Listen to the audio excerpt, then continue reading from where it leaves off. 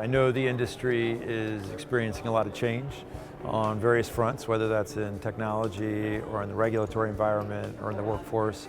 So really the idea was getting people thinking about how are they going to adjust their leadership style to adapt more quickly and to create the conditions where you can have more and more innovation so you can outcompete and stay successful as a business. We didn't get into AI specifically. I think the idea with technology is that it is changing not only at a rapid pace, but an accelerating pace. And it's really, really hard to keep up with. The minute you think you have sort of the next wave of technology embraced and implemented, the next one's upon you, right? And you can't be retooling your systems and bringing in new systems every year, right? So there's a certain amount of the technological change that requires you to be probably more aggressive than most people would be comfortable with in order just to keep up. If you feel like you're keeping up, you're probably falling behind, but if you are really aggressive about it, then you're probably about where you need to be.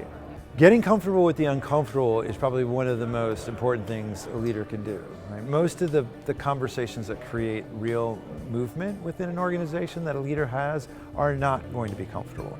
If a leader's having a comfortable conversation, somebody else should probably be having it. That's a good rule of thumb. So leaders necessarily should be having uncomfortable conversations. That's unfortunately part of the job as a leader, although most of us are not comfortable with that, right? Like it's something that is human to sort of be uncomfortable with uncomfortable conversations.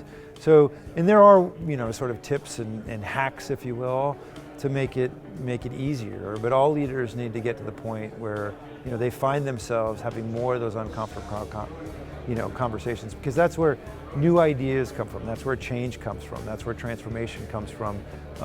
Sometimes that's where inspiration or course correction comes from.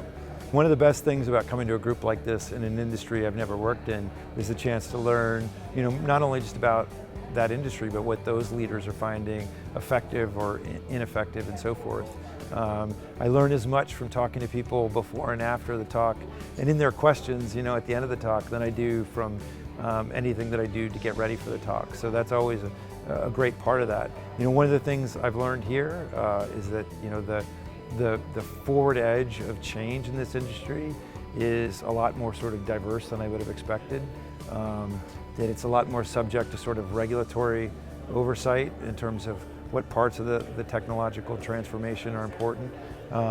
In terms of what the market is doing, of course, I'm guilty of that. I'm an artisanal cheese consumer. I'm one of those American households that is part of the statistic that more of us are consuming high-end yogurt and artisanal cheese than just milk. But to see sort of the real implications of that here with the vendors and so forth has been really fun.